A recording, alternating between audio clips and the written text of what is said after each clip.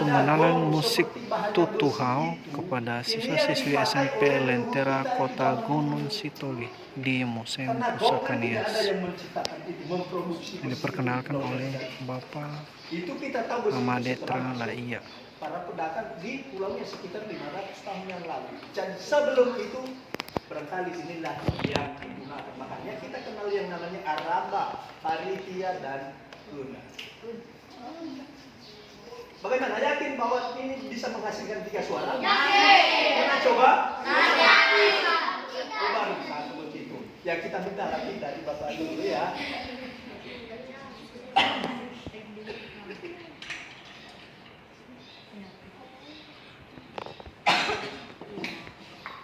Cara memainkannya selalu duduk ya, sama seperti yang dilakukan Pak Dulu ya. Suara apa itu? Paritia kan?